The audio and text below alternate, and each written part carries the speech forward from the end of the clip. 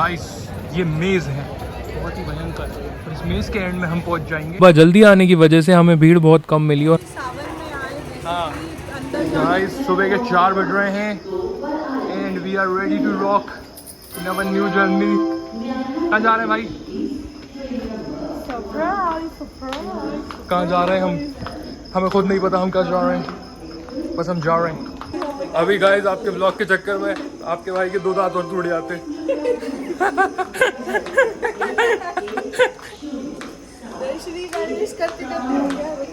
बच गया एक जीनस के पूरा था, मुंह के बल गिरता। अभी यहाँ से मिलता है शीघ्र दर्शन का काउंटर है, टिकट काउंटर, और यहाँ से आपको पास मिलेगा और यहाँ से पास मिलके आपको यहाँ पे फ़ोन वगैरह जमा करना पड़ेगा और यहाँ से आपको डायरेक्ट एंट्री मिलेगी। 251 का पास है और हम ले चुके हैं ऑनलाइन ही, क्योंकि इन मोहतरमा को जचता नहीं है लाइन में खड़े रहना। क्यों? सब जचता, मुझे ज़्यादा मुँह मत चलाना। हाँ, हर हर महादेव। तो ये है गेट नंबर 4। यहाँ पे आपको शीघ्र दर्शन के लिए गेट नंबर 1 या 4 पे आना पड़ता है। सुबह जल्दी आने की वजह से हमें भीड़ बहुत कम मिली और हमारे दर्शन बहुत ही अच्छे से बहुत ही जल्दी हो गए। सावन के महीने की वजह से यहाँ पे अभी गर्भगृह में प्रवेश बंद किया हुआ है, तो हमें गर्भगृह में जाने का मौका तो नहीं मिला, लेकिन बाहर से हमने अच्छे से दर्शन कर लिए। और ये रहे हमारे त्रिदेव बड़े विराट रूप में। दर्शन हो चुके हैं बहुत ही भयंकर, बहुत अच्छे से। मतलब हम 20-30 मिनट तक रुके रहे ना, भयंकर। और मेरे को पसीने इतना आ रहा है, टीका बह गया। लेकिन पीछे आपको दिख सकता है महाकाल का मंदिर।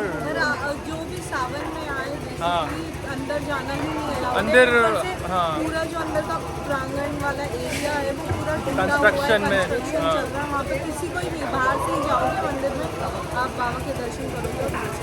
और बाहर जितने भी मंदिर थे वो भी कंस्ट्रक्शन में है, तो वहाँ पे भी नहीं जाने देंगे, नहीं जाने देंगे। और पास लेने के बाद भी नहीं जाने देंगे, तो सॉरी। और यहाँ पे आप देख सकते हो कितने भयंकर तरीके से अतिक्रमण किया है। चौड़ी रोड बन रही है उज्जैन में, जिसकी वजह से यहाँ पे ये हुआ है। गाइस ये मेज़ है बहुत ही भयंकर और इस मेज़ के एंड में हम पहुँच जाएंगे काल भैरव जी के मंदिर में। शुभी हेलो तो बोल दो।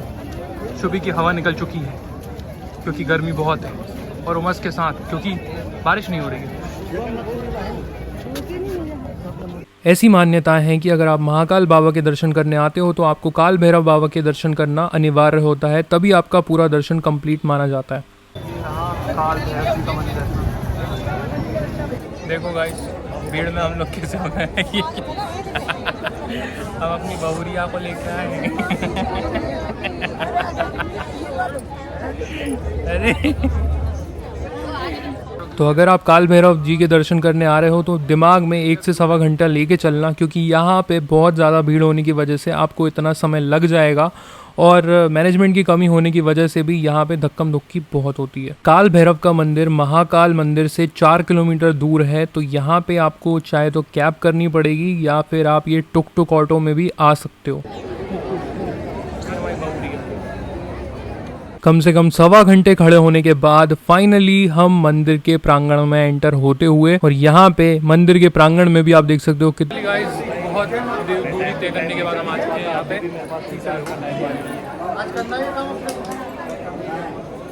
बड़ी हवा भी आ रही है यहाँ पे। ये है दीपमाला टॉवर। रात्रि के समय इसको दीपों से प्रज्वलित किया जाता है। तो वो रहे काल भैरव बाबा। अब हम मोबाइल बंद कर देते हैं, थोड़ी देर दर्शन कर लेते हैं। यहाँ पर आपको शिव जी का मंदिर और साथ ही साथ दत्तात्रेय भगवान का भी मंदिर देखने को मिलता है। बाहर निकलते ही आपको बहुत सारे रिफ्रेशमेंट की दुकान मिल जाएंगी, और यहाँ पे हमने ककड़ी और कैरी खाई थी, बहुत ही टेस्टी थी, और साथ ही साथ गन्ने का जूस भी पिया था, काफ़ी अच्छा लगा हमें। और सुबह से कुछ ना खाने की वजह से हमें यहाँ पे एसी देख के हम अट्रैक्ट हो गए, लेकिन अंदर जाके हमने जैसे ही देखा यहाँ पे एसी नहीं देसी कूलर था, लेकिन फिर भी गर्मी को राहत तो दे ही रहा था, तो हमने सोचा यहीं भोजन किया जाए। क्या खाएंगी मैडम, क्या खाएंगी? मैडम को बहुत मजे आ गए उनके, आज फिटनेस गोल कंप्लीट हो गए पूरा। कैलोरीज भी रीच हो गई और स्टेप्स भी रीच हो गई। वाह, मेरे तो फ्री पॉकेट ही चले, मैंने तो कैलोरीज भी बर्न नहीं करी।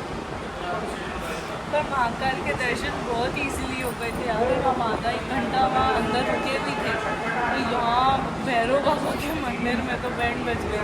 मेरा तो टीका ही पूरा फैल गया, लेकिन बात मैनेजमेंट की हो जाती है। अब यहाँ पे मैनेजमेंट नहीं था ना, तो इस वजह से वरना वहाँ पे महाकाल के बाबा के यहाँ तो बहुत सारा और जो मैनेजमेंट है, भैया बहुत सारे यहाँ लोग लेके हैं। आए वो बोल रहे थे कि कल उज्जैन में बहुत धुआंधार हाँ। बारिश हुई थी और आज तक कुछ भी नहीं हुआ। आज तो इतनी उमस हो रही है जिसकी कोई हद नहीं, उमस ही उमस हो रही है भाई, उमस ही उमस। खाना आने में थोड़ा समय तो लगा, लेकिन खाना बहुत ही टेस्टी था। देसी घी में चुपड़ी हुई रोटी, देसी घी में फ्राइड राइस, बहुत ही शानदार। और ये छाछ तो सबसे ज़्यादा टेस्टी थी, शुभी और मुझे बहुत पसंद आई। अब हम वापस जा रहे हैं कॉरिडोर की तरफ और ये रहे महाकाल बाबा हमारे सामने। दिन भर इतना लंबा चलने के बाद, 13,000 से भी ज़्यादा स्टेप्स चलने के बाद यहाँ पे फाइनली हमें सुकून मिला। महाकाल कॉरिडोर का ये हिस्सा बहुत ही कामिंग और सूदिंग है। यहाँ पे ओम के कांस्टेंट वाइब्रेशन से आपका दिमाग में एक ही पॉजिटिविटी भी आ जाती है और यहाँ पे आप रिलैक्स भी कर सकते हो। भाई हम तो रिजुविनेट फील कर रहे थे यहाँ पे बैठ के, सच्ची बताएं तो। ये रही शिप्रा नदी। आपने एक चीज़ ज़रूर नोटिस करी होगी कि हमारे मंदिरों के आसपास नदियाँ ज़रूर बहती हैं, क्योंकि उनका एक महत्व है। जैसे कि आपको पता है, आदमी के अंतिम संस्कार के बाद उनकी अस्थियों को भी गंगा नदी में बहाया जाता है। यहाँ पर भी थोड़े बहुत स्टैचूज़ रिपेयर हो रहे हैं और साथ ही साथ काले बादल आते हुए यहाँ पे आप देख सकते हो। थोड़ी बहुत बारिश भी हो गई है, तो अब थोड़ा वेदर हम कह सकते हैं कि प्लीजिंग हो चुका है। और यहाँ पे आप देख सकते हो, ये वेदर जैसे ही प्लीजिंग हुआ है तो ये मूर्तियाँ जो बनी हुई थी ये और ज़्यादा विशाल और ज़्यादा अच्छी दिखने लगी हैं। तो यहाँ पे प्रतिमाएँ तो बहुत सारी हैं, तो इतने कम टाइम में हम आपको पूरी प्रतिमाएँ तो दिखा नहीं सकते।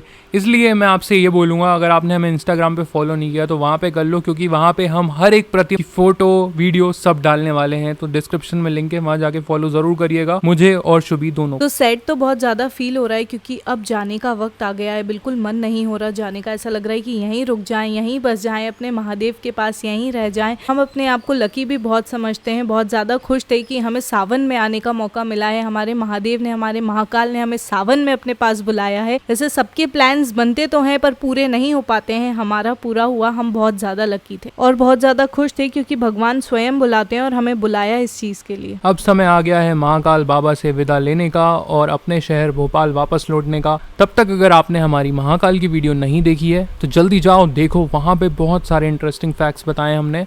मिलते हैं उस वीडियो पे, बाय बाय।